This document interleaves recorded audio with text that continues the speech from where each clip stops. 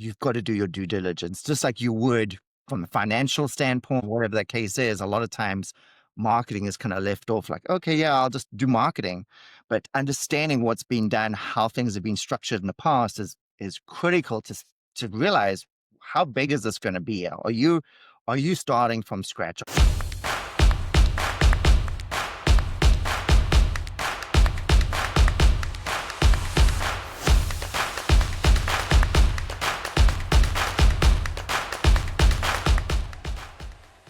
Welcome to Entrepreneurship Through Franchising, a show about kicking down your cubicle wall with ETF and getting honest insights from the experts who guide new franchise owners. Hey, I'm Ty McBride, and on today's show, I am joined by Bruce Dell, CEO of StructureM. Bruce works with franchise systems to design marketing strategies that are repeatable, measurable, and built for operators. And he's going to break down what buyers need to understand most about marketing before they ever sign anything. Hey, Bruce, I am super excited to have you on. You have been instrumental in helping our brand preserve and kind of navigate improving our marketing strategies and how we get more customers, what we call neighbors. But no, I'm super excited to have you here, man. Welcome. Thank you. Thanks, Ty. It's good to be here. It's a Yeah. pleasure. Yeah. Well, Bruce, I'd like to start this off because I'm always really curious how people get into the industries they're in, and then how then they get into the franchise space or serving franchisees and franchisors. So just kind of give us your background and how you got to where you're kind of one of the go-to people for franchises these days. Thank you. Thank you. Yeah, I've been in the industry for the last 15 years now. I came from more the technical side. The company I worked for 15 years ago was a small organization, a nonprofit, and so it was kind of all hands on deck. And so I built their website for them, self-taught, didn't really know much, and so got some technical expertise in that way. And then a good friend of mine started Watchus Media then, which is now StructureM, and was helping a few friends with their marketing and asked me to help out. And so I started working with them about 15 years ago, again, out of the technical side, building websites. And then soon realized, that the website was just a small part of it. What they really were looking for was marketing guidance, marketing strategy. They thought they just need, they come in like, oh, I needed a website. And it's like, you need a website, but you need a lot more. You need branding, you need good message, you need strategy when it comes to visibility online. Yeah. And so that role soon turned into more of that marketing help and guiding them with marketing, learning search engine optimization, paid advertising, branding, that kind of thing. And so that's how that kind of morphed and started. So from the technical side into the marketing strategy side, which I really enjoyed.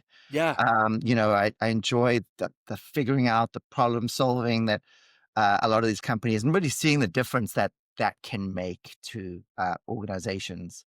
Yeah. And so that's kind of where that started. And then a couple of years ago, took over the company, running the company, and we then started working with. We started with a few small franchises. We'd already worked with a lot of single kind of companies who then maybe go into a second or third location. So that was our first introduction to franchising. But what I really enjoyed was that the whole concept of understanding and seeing how the support system of that franchise network works. Working with a single entrepreneurs for single locations, they're just trying to figure it out on their own. And sometimes they belong to part of some kind of network, but a lot of times there's no real support. Yeah. And so that franchise system lends to that having a support, having things really structured well for them, and then seeing the difference that really makes. And so started to work with some early franchises and help them with their success and as they scale and grow, and that's kind of where we all began. That's just a great journey. And it's funny, how in life all these things just kind of, it's just like you just do the next right thing, and then you sit on a call like this, however many 10 years later or whatever it is, and someone asks you how you got here, and you're like, wow, all these little pieces come together. And I didn't mean to make this connection, but all the little pieces coming together is a lot of what makes great marketing, because you kind of started this, and from your experience, I mean, there's so much you can think about when you think about marketing, and specifically from a small business standpoint. You know, help just our audience break this down, who they're probably coming from, maybe they have a corporate job, they haven't been in small business marketing before, they got some big thing that's happening at their big corporation. On a small business level, just give us a high level of kind of the core function of marketing that every small business kind of needs.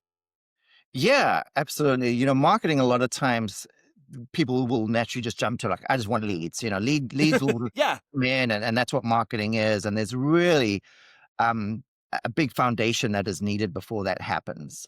Um, yes, you can pay for leads, and Hmm. there's all these businesses out there that will do that and take your money every day. But for you to get stuck in that cycle of no foundation and then just paying for leads, you're going to be in that trap for a long time, and you may see some short-term success there, but ultimately you're going to be having to pay higher and higher prices as you go along. So from a marketing standpoint, I always like to say there's the builder and then there's the driver type of marketing projects. Yeah. And you've got to start with that builder, which is that foundation.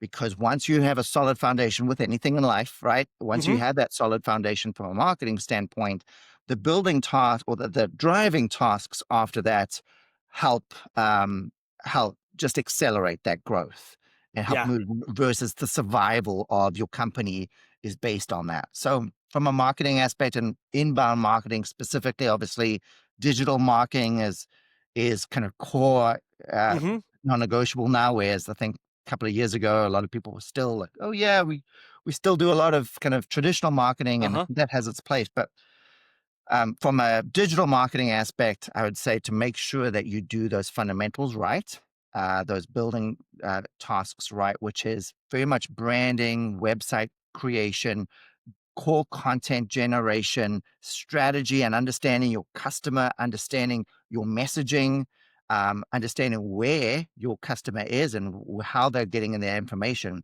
Once you have all of that, that's when you can then start moving into those driver type of projects, which often is search engine optimization, lead generation, paid advertising, that kind of thing. Yeah. So kind of when you think about your foundation, that's where we start at, because you're saying, it doesn't make, before you do website, before you do lead gen or whatever you're trying to do, social media, you really need to understand your brand, Yeah. and in your branding and your, I guess, brand story. We've had this conversation before, but can you kind of just lay out that foundation that every business needs to have to be successful before they go spend a single dollar on a website or on an advertisement? Yeah, absolutely. A lot of people think branding, then they naturally think the visual side. Yeah, I got a logo. Yeah, I got Mhm. a company name, got a color, like great. But branding is obviously a whole bunch more. It's really understanding what kind of company you are and the story you're trying to tell from your clients. And so when we start with a company and we start with that branding project, ultimately the three main buckets that we look at are your customer profile, your client profile. Who is that ideal customer that you're going after? Not only demographically, but also psychologically. What are they? Where do they go for the information? What are their fears? What are their aspirations? What are the questions they're asking? And once you start to really understand who you're targeting, then we move to that next thing: is what's the message that we're trying to convey? Mhm. And so there's a lot of different formats that this works in. We traditionally look to more the story brand format. Mhm. Story brand was started by Donald Miller a number of years ago. And so we typically use that foundation and that framework, I should say, to understand what does it mean for the customer? What does it mean for that client in the end of the day? What's the story that they're saying? So what does success look like for them? What does failure look like for them? What does it look like to work with you in that journey? So the brand messaging is that part of it. And then we also look at your differentiators. Yeah. There's ultimately 50, 100,000 other people just like you, options that these clients could go to. But what's unique about you? And Mhm. then what does it mean for that customer? Why does it make a difference to the customer? A lot of people say at the stage, like, oh, well, I've been in business since 83. Okay, Hmm. well, what does that mean for that customer? Why is that important? Because there's stability, there's history, there's authority, whatever the case is, but translating that into what it means for that, for those customers. And Yeah. so that's where we start with that brand story, because then ultimately from there, everything else flows. All your collateral, whether it be your sales pitches into sales, whether it be your email marketing with your website, even going into your ad strategy, like what are your ads trying to communicate? Because if they're all disjointed Hmm. and you've got the ads that aren't really looking at that side, and your website says this and your email, that's when you start getting a lot of disjointed marketing that isn't cohesive. So that's why it always starts with understanding that brand and that brand messaging. Yeah. Well, and I love the call out to Donald Miller's brand story. That was such a, in early stages of my business, when I was just trying to figure out what I was even out here doing, I came across an interview of him on a podcast, quickly, bought the book both to read and to listen to simultaneously. And now I use it as kind of as a litmus test when I'm working with marketers, or even my franchise lawyer builds things around brand story. And so it's kind of a litmus test for me to know, like, that person, we're gonna be able to kind of speak the same language. So I love the call out, and it works when you really understand that everybody in your organization can get behind it, and your customers, they can get behind it as well, and it kind of gets everybody going in the same direction, and Yeah. we all just know how to talk about things around here. And it Uh, helps you frame it from your customer's point of view, because sometimes you're so ingrained, even from a marketing perspective, how we talk to our clients, we're very wary of using jargon. It's natural to us to yeah. have more the words that we know and understand, but when we're looking at from the client's perspective to say, how do we need to speak so it makes sense to Yeah, them versus from the jargon point of view, and also getting out of your head. A yeah. lot of people will like to be clever, and they're like, oh, we do this and this. I'm like, what does that mean? When it's not you're so confused, just keep it simple and straightforward so Yeah. that they clearly understand, what you do, why you do it, and how it makes their life better.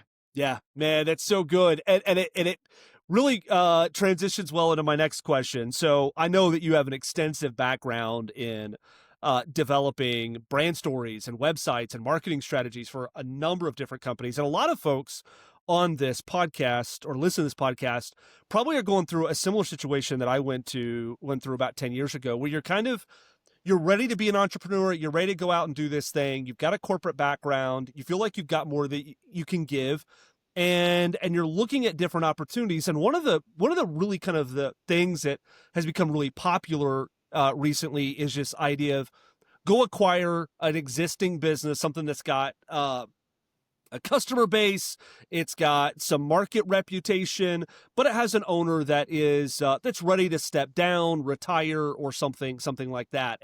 I've shared on this podcast with other guests before. I've done both. I've done both, right? Like I did a true startup, but I also bought a business several years ago. I spent about $250,000 on it, and when I got it, I had, though, great local reputation, just great local reputation.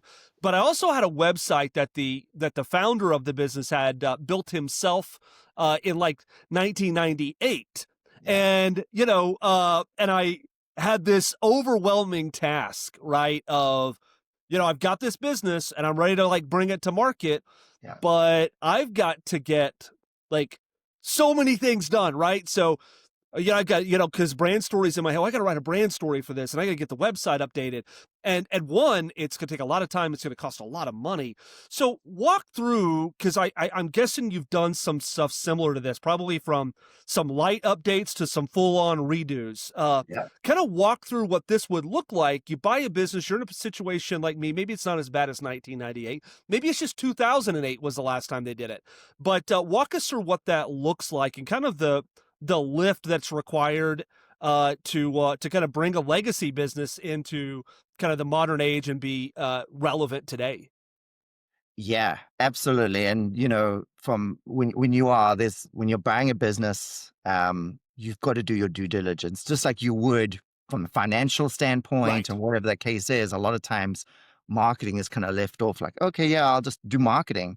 But understanding what's been done, how things have been structured in the past is critical to realize how big is this going to be? Are you starting from scratch? Are you having to, Right. level what you have and rebuild, or do you have kind of a really good foundation and you can kind of accelerate? And so we always suggest to do a marketing audit. A Okay. marketing audit can comprise of a lot of things, but first of all, it's also understanding, just like you would for a regular business, you would understand the lease, you would understand the assets that that company owns, et cetera, et cetera. Doing that on a marketing standpoint too is who owns the domain, who owns the website, when was it built, what framework is it built on, what marketing has been done, what contracts and agreements are already in place, Hmm. who has access to that. We've Yeah. heard nightmare stories of people who have bought businesses and then, okay, well, who owns your Google profile? Nobody knows. It was an employee from 4 Some years ago office that, manager 15 years yeah, ago set it up and she's gone. and she's gone. And now you've got to have that game with Google of like, okay, now I've got to get access, and just the headache that that causes Yeah. without, when you've got all these other things to try and figure out and contest. Yeah. That's the last thing you need right now is to try and gather all these things. So that audit, not only from a point of view of who's got what and where's it going, but also then an audit of what does the existing framework look like? So we can do an audit of the website. What is it built on? What content is there? What issues does that website have? If that's built on a Right. legacy thing and no longer supported, yeah, you're going to have to redo it if you want to make any substantial Hmm. updates to it, or whatever the case is. Then what marketing has been done before, and what issues does that have? A Yeah. lot of times that's public accessible information that you can kind of get, like, what does their reputation look like, their Google Hmm. reviews, et cetera, the assets. But a lot of times that's also going to be digging in and finding it out from the current owner, or doing an audit of some of those marketing collateral that they already have to see what we're dealing with. Yeah, man, Um, I love that word asset, right? Because and a lot of times we do use this when we talk about marketing. We talk about our assets, right? Our websites, our Facebook profiles, our Yelp, whatever it is that we've got. Those are all business assets. And if you're doing, I love doing an audit before you purchase. I wish I would have done that because it was such a overwhelming task. I'm not a website person, but I the website that ours was hosted on was something that wasn't any longer supported, right? And it wasn't on like WordPress or anything like that. We couldn't build on top of it anymore. And so those things. It was you know the Google business profile. I literally had that same problem because a guy's office manager who had unfortunately passed away uh, had set up the Google business profile. One of the most valuable things were all of those reviews that we wanted to use to continue yeah, to get and to respond to as needed and to get the leads from it and all that. And what an undertaking yeah, these things can be. And so just as if you were, buying the business and it came with a truck or a building, you'd want to know sure, who holds the lease, who do I pay the electricity bill to? yeah, Like you'd want to know all that information before you signed. You would want to know on these digital assets who do you hold, who holds them, where's the money coming from, how much, all of those things. So that's really really valuable. Have you seen, like, I guess, cost? I can see where this can get pretty wild in cost, like especially, and it is what it is, and if you're buying a business, but it is just important to understand kind of what that can look like in a range. Can you give somebody just the idea of what kind of starting from scratch or having to do a major overhaul when you think about your whole entire digital footprint profile from a marketing standpoint? What does something like that look like in cost when someone's evaluating? I'm looking at spending $250,000 to buy the business. Well, if I have to completely redo all this stuff, what should I be thinking about? yeah. Well, there's both the cost, and then there's that lost opportunity cost. So that Yeah, first cost being, that can definitely run into the tens of thousands of dollars. Redoing a website, the time it takes, and the time for a company it takes to locate and work with yeah, Google. Google doesn't have a 1-800 number you can just call and customer service and they'll get it done. there's days and days of backwards and forwards emails and trying to find the right person to help you. And so there's obviously that time, as well as a brand new website starting from scratch can definitely, depending on the complexity of the site and the company, but that can run into the tens of thousands of dollars as well. But as you say, then the opportunity cost, which Yeah. is once you're restarting things, that takes a while to then gain traction. It's Hmm. not like you're taking off from where that That's previous right. owner left off. You're going back down to, especially if you're building up a new website again, Hmm. or maybe you're rebranding and things like that. That's then a couple of months of really getting that machine going, getting back to where probably you picked off at. And so it's that time of lost leads, Yeah. lost revenue now that you've got to factor into to things. And that's why it really can be devastating buying a business that doesn't have their marketing, and also doesn't also understand maybe where those leads are coming from. So a lot of Oh, times, yeah. understanding not just what you have from a marketing standpoint, but what's behind the marketing. Where are those leads coming from? What's dependent maybe on that previous owner that's going to be walking out the door when they leave? Yeah. Maybe it's based on, hey, 80% of our leads are referral based. Okay, well, that's on you. That's Right. your relationship. And yeah, we may get some of those still, but there's going to be a big drop, or whoever's reputation, or Hmm. whatever the case is, a networking, word of mouth type of thing. And so when you start understanding and peeling back the layers of really understanding what their marketing is built on, Yeah. where those leads are coming from, and understanding then what will be predictable from that point onwards and what we can build on is important there too. Yeah, because I mean, if you're thinking about buying a business, you have to be thinking about. I mean, of course, if you're in the financial position that most folks like I am in, is that I'm looking for a business. I'm not distressed. I'm not looking for a distressed business, but I'm looking for something that's got some upside that I can take. I can take modern marketing strategies, and I can take from 10 to 12 or whatever. I can improve it 20, 30 or more percent through kind of some modern marketing strategies. And if I have to just like kind of start that all over, or if the entire engine of the business or a large portion of it was because of the founder, because of the original owner, how much am I going to be able to hold on to that? And that can be, once again, from my experience, it's tough. It's tough to step in to the shoes of somebody who's been doing something for for 30 years, and to think that, at least from a reputation, like a referral, that you're just going to automatically get all the business that they're going to get. You're not. Yeah. And so the only way that you're going to kind of create that growth that you're wanting to create is going to be through a really great marketing strategy going forward. And so let's flip this around, right? So we've talked about acquiring a business, some of the challenges.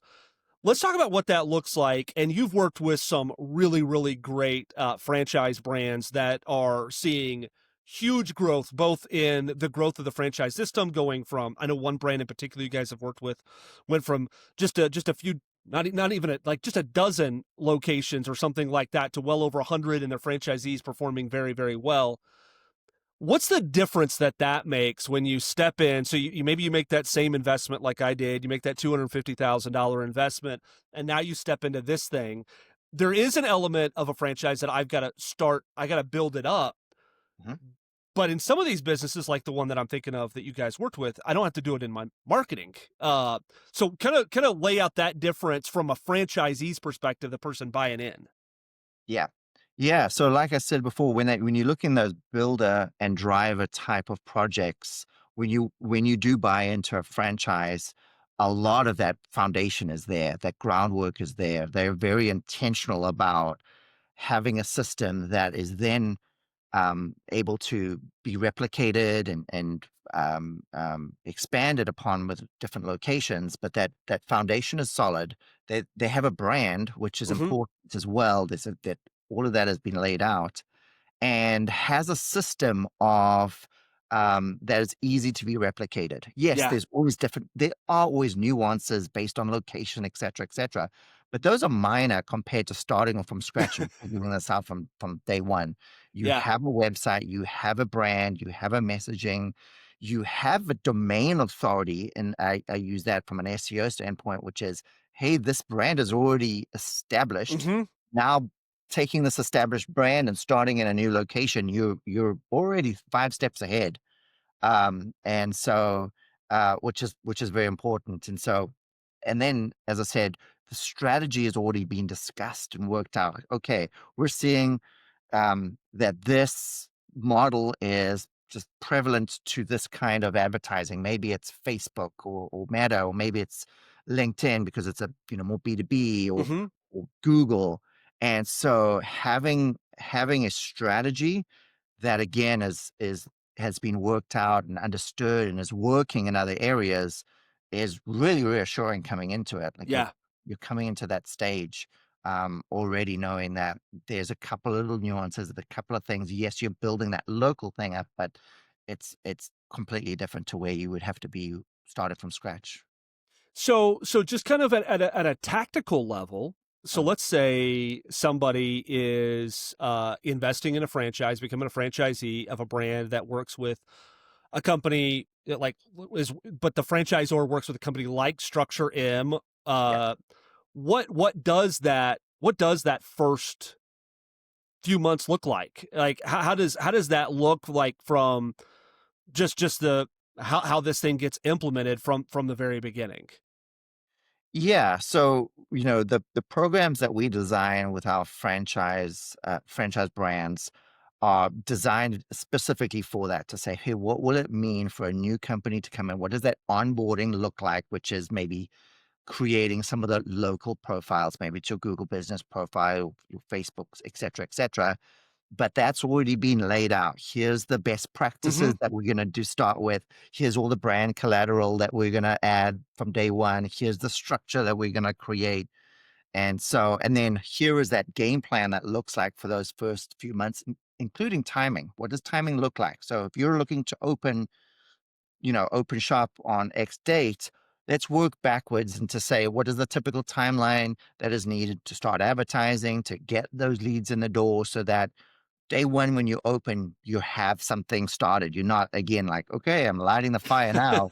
Now there's going to be X number of weeks where you guys are standing still because there's nothing coming in. So having that worked out with the franchise as a system Hmm. is super important. So yeah, the onboarding starts with building the local assets that we need for that specific location, and then it's communicating the strategy and building those projects that can really start driving the driver type of tasks that can drive those leads early in the day for them. Yeah, what one thing I hear is that we talked about restart, like, you wanna modernize a business, there's a dip because you Yes, gotta kind of rebuild everything or start over and you lose some of that, you lose some SEO, you lose some other things. But with a franchise, you're stacking on top of they already have, like you said, domain authority, they already have a presence, yeah, and you're just layering your local business on top of that. yeah. So you're getting that from the beginning. And my guess is that and we could talk just specifically about from a lead generation standpoint. My guess is that you're so much more quickly to start generating leads uh because of that. And then because there's somebody else already working in the background that's a marketing expert, I can focus on, as a franchisee, I can focus on hiring and recruiting and building my reputation locally, knowing that the marketing piece, I don't have to be the expert in the marketing piece, right? Correct. Yeah, 100%. That's one, you've got, as a new franchisee, there's so many things on your plate to begin with. And, creating and managing a marketing campaign and strategy is probably the last thing that you need. You need to focus on sales. You need to focus on the operations. And so, and that's where having those lead generation upfront is important. That's already been dialed in. A Yeah. lot of times, when you start with a new business, you're figuring it out. You've got to, yes, there's best practices for sure, but now you're applying that to a brand new business of, okay, who is that customer? Where are they going? There's a Hmm. learning aspect with Google and a new website. And so coming on the shoulders of that already and having that is extremely important. And that's why, I mean, from a very tactical point of view, we, as an agency, we always recommend having franchisees that are part of a single domain. You know, some Yeah. franchises and that can work in certain markets. Like, okay, you go and buy your own domain and start your own website up and just use the name.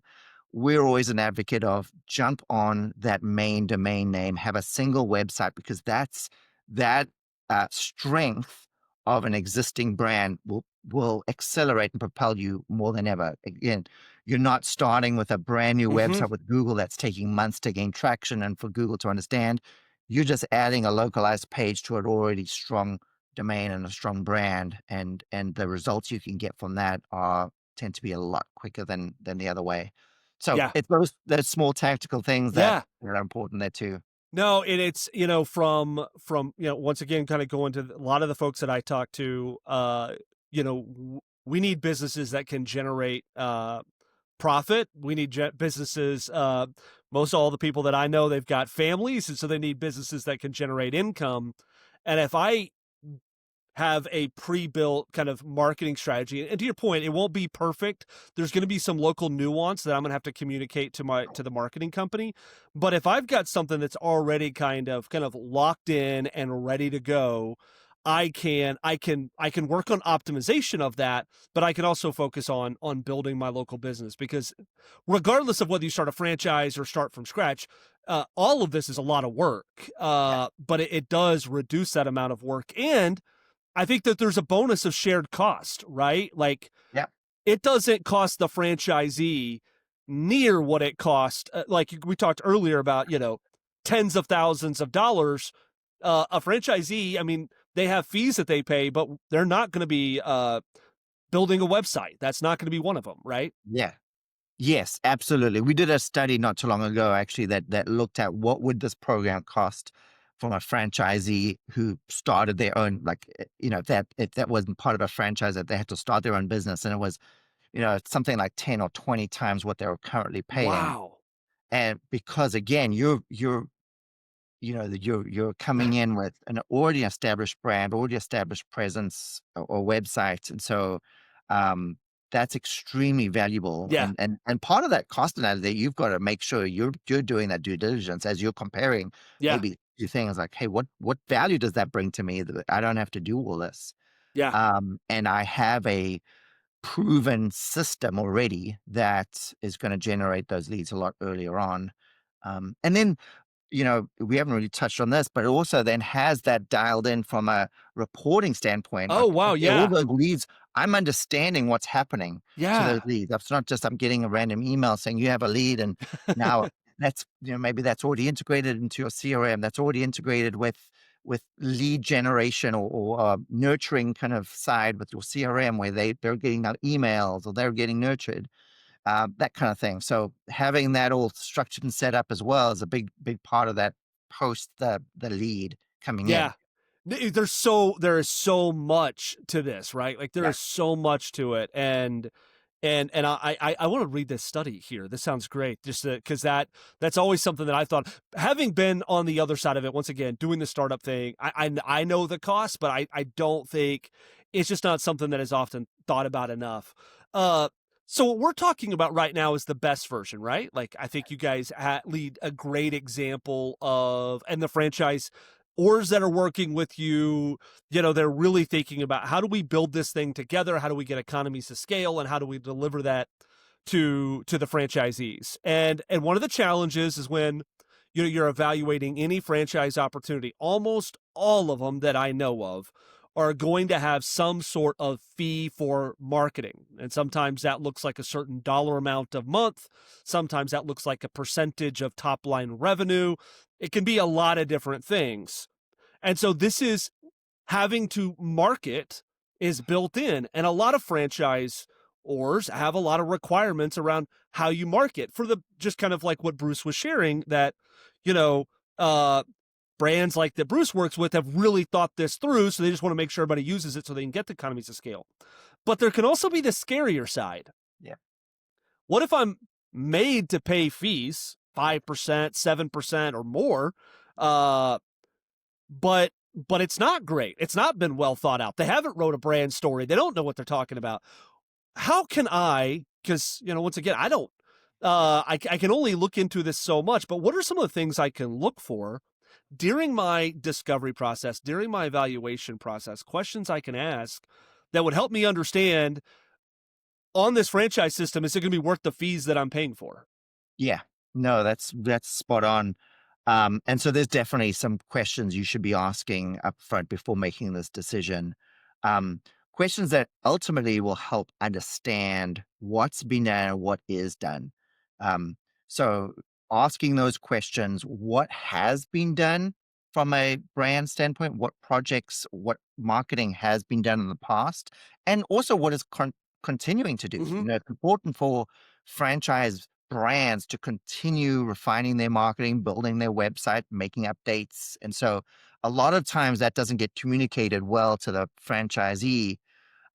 But asking those questions and saying, what are you doing on a national corporate level to continue building that brand, continue building that online presence that all franchises will, Yeah. franchisees will benefit from. So not only in the history of what has been done, but what is currently being done. And then asking those detailed questions about where does this money go? Does that look like? Rather than I'm putting this money into empty pit and I don't quite see where that's going, Right. is asking those questions. Where does this money get spent? What are those projects that get spent on? What is required? And where exactly is that going? Yeah. Is critically important. I love the advice because this is so important that it is partly what has been done, the brand story, the logo, the website, all of that stuff, but it's also what is going to happen. One thing that I've changed my thinking on in the last several years, I used to think you build a website and then, that's done and then you build it again one day. Yeah. Uh, but I've changed my thinking even to the point that I've changed my line item in my P&L because I just call it web maintenance these days because it is never done. Yeah. This is an ongoing thing. It is a current it is an ongoing process that has both just some baseline maintenance to make sure we're staying relevant, but then some large scale projects because technology is changing at such a rate that you just can't set and forget. Correct. Technology is changing how Google and AI now is crawling sites and what's important to them is changing. And so not only just that technology, because that's important too, but also then how is that website structured? What's the important elements that make indexing and finding information online important? And is the website staying up to date with that is important too? And because that can be frustrating with a friend, especially again going to if there's a single website. A lot of times we do hear that's frustrating for a franchise because they don't have that control. Like, well, we want to go and do it, and so knowing that the franchise brand is actually taking care of that and putting money towards that is very reassuring Yeah. for that local franchisee. Yeah, man, that's really good. That's really good.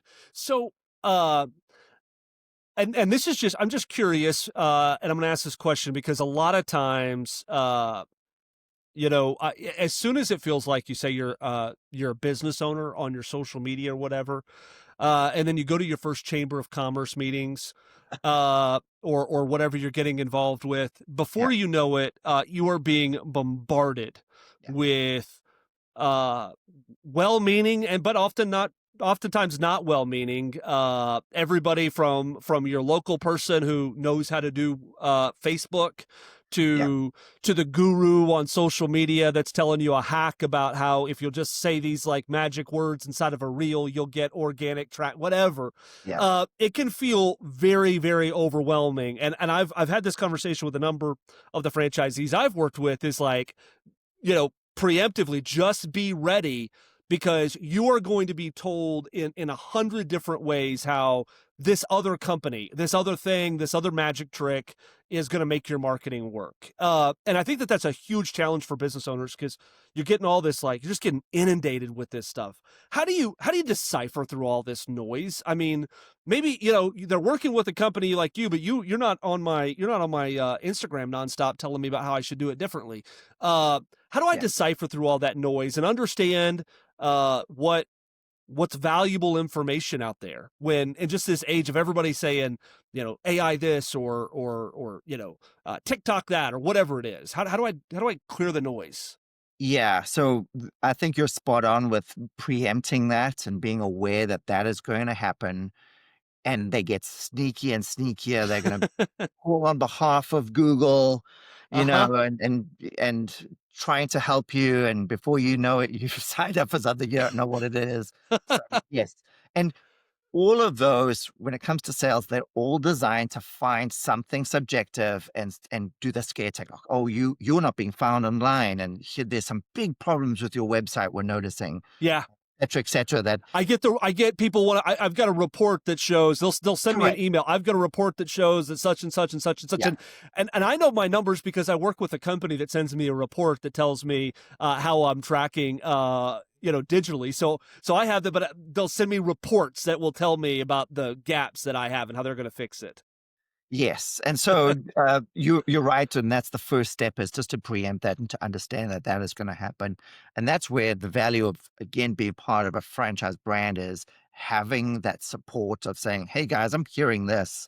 What else is going on?" And having people who have your best interests at heart, Yeah. because they have their best interests at heart. Right. So when you're Right. part of a support group of other franchisees, that everyone has the same goal. They wanna build that franchise brand and make it valuable, Mhm. and so they're not, they're part of that family, your family, and Mhm. having that support, having also from a corporate standpoint that support of being able to ask those hard questions and having maybe the objective view of, this is what I'm being told on this side. Is this right? Is this something to pay attention? And people are like, nope, forget that.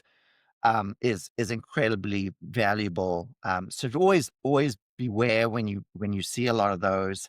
And then knowing that being part of a bigger uh, marketing company that is overseeing a lot of different franchise brands and as well as your brand Mhm. is important, because there's that benefit of shared information. Yeah. And so some franchises, we know, they leave it up to the franchisor to say, work with whatever marketing company you want. Well, then you're going to get that one guy who's working with them, he's working with them. No one's talking to each other in terms of what are the best practices, what are we seeing some of the wins. And so when you work with that single company that maybe is overseeing all the franchisees and offering that marketing, yeah, there's some questions you should always be asking them. I never recommend okay, just get a report and don't ask questions. Ask questions, ask Yeah. hard questions, understand the numbers, understand what they mean. And that marketing company needs to be able to offer those answers and give you that advice. That's part of it, not just giving you the information saying good luck, see you later, but digging in with you and helping you make the right decisions. But when you are working with that single company that is having, they're able to use that saying, how is this stacking up with the other brand or the other franchises that we're doing? Is this normal? I'm seeing this. Is this what you're seeing in this region? And so they're able to then kind of give you that guidance of how are you going compared to a lot of the other franchisees in your area, et cetera, and guiding you with some of the best practices that you're seeing work with a lot of with a lot of the successful ones too. Yeah, I love that. I talk about a built together business. Yeah, That's in my mind what a franchise is. And when we're building together, we're learning things, and it does elevate the value. When one of our locations get better, all of our yeah, locations get better, and then to compound that by working, make either your franchise or is working with a marketing company that's working with other brands that are in complement uh, similar spaces, right? So that's what I love is like when you're working with a marketing company that's got a franchisor and a parking lot striping company and a franchisor and a barbecue cleaning company, and they've got one in a wood repair company, and though all those are hugely different services, kind of there's a lot of crossover on what works, and so they might learn something about a particular market that then they share with another brand,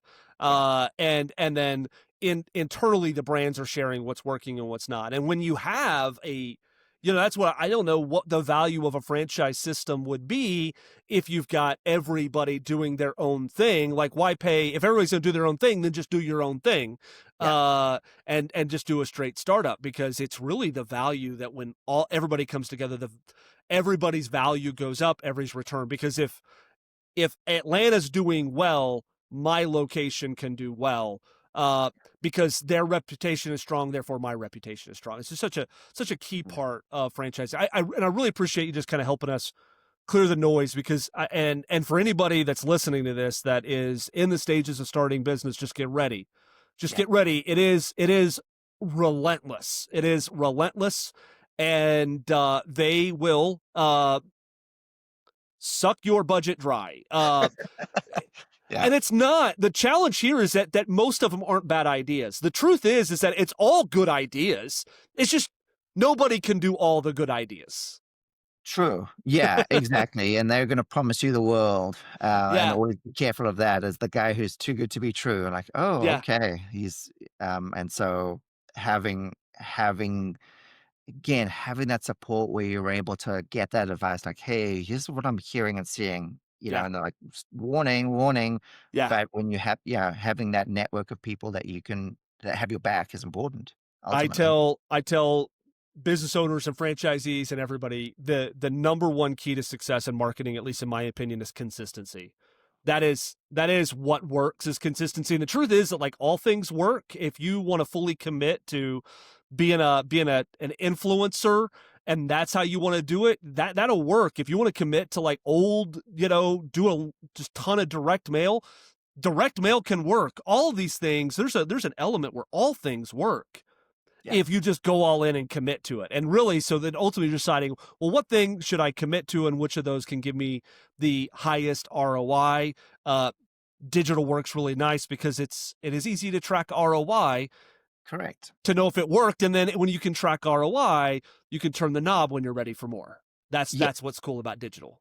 Yes, absolutely. And that's what we preach all the time when it comes to anyone who's doing paid, because we do see that. We see that a lot of times companies are like, here's my report. And I'm like, these are vanity metrics. This is not the metrics that you Yeah. care about. This is not the phone calls. And they're saying, like, oh, your ad was seen X amount of thousands of times. And look at all this. I'm like, does that make your phone ring? Yeah. And so when you could actually do end-to-end reporting that is integrated maybe with your CRM to say, you spent X, you received X revenue as a result. Yeah. And so then and over time as well. So it's not just a, hey, I've done this for 2 weeks. What's happening? Yeah. Okay. Right. But over time, hey, I've been consistent in this, and now I can really see that return on ad spend, return on investment hmm based on the numbers and the actual data. That's where such smart marketing decisions can Yeah. now be made about, okay, I'm ready to increase my crews. I'm ready to bring in another service. I'm ready to Right. buy another territory. Without that information, those are dangerous decisions to just jump into. Like, "Well, I think it's working." And we hear that all the time. I think it's working. Yeah. Don't think that. No, The more add the you can numbers. get to running a business Yeah, by the numbers, whether it's your yeah, P&L or your marketing reports, the more healthy you're going to be. Well, Bruce, absolutely. this has been a really valuable conversation to kind of peel back the hood of marketing and kind of look at these things. As we wrap up here, and you think about like somebody who's considering buying a business or Yeah. or joining a franchise system. Do you have any final last piece of advice, whether it's about marketing or anything else that you would like to leave with the folks listening today? Yeah, no, I think like we've touched on, just do your due diligence, do Yeah, the homework, ask the hard questions. Anyone who's trying to avoid them is a warning so don't be afraid. They should be able to have the information that you need, even from a franchise. yeah, Ask to see, hey, not only just the successful guys, but all, show me another franchise in your area, in my area I'm working in, or in another start, like their same startup. They just hmm started up couple of months before me. Show me the track record, show me what's happening so that I yeah, can I can make some good decisions. And it's giving you the data, helping you understand what that is, and not just, hey, here's vanity metrics and you're making that decision on your own, but who's here to guide you?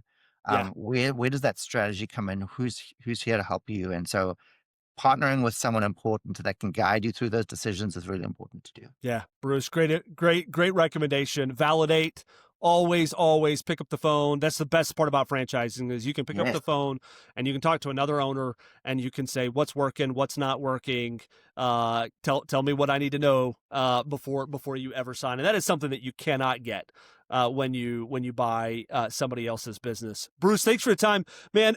If somebody listening to this, whether they're thinking about buying a business and they're going to need to completely redo a website, or they're another franchisor that's thinking, it's time for me to update or something like that, how do they get in touch with you and your team to do one of these audits and work on their brand story and their marketing strategy? Yeah. Well, again, Ty, thank you so much for having me. It's been a pleasure. The easiest way is to go to our website, StructureM.com. Take a look around, and then you'll be able to schedule a call with myself and our sales team. We're happy to, again, give you some guidance, even if that's where it starts, and to say, hey, here's my situation. Here's what I'm thinking of doing. Whether you use us or not, take advantage of, just at least be able to talk to somebody about it who can kind of help you. And then if it's a right fit, because that's important too, we would love to partner with you and help you grow as well. But yeah, it's been a pleasure, Ty. Thank you so Yeah. much Yeah. for this Of course, opportunity. man. So StructureM, I'll put the link in the description of the show notes. So Bruce, thanks for Yeah. all your time. I really appreciate it, man. Uh, Thanks for listening to the show. Make sure you hit the follow button in your podcast app so you never miss an episode. And if you're watching on YouTube, hit subscribe right now before you go. And I encourage you to connect with me on LinkedIn. Just search Ty McBride. Later.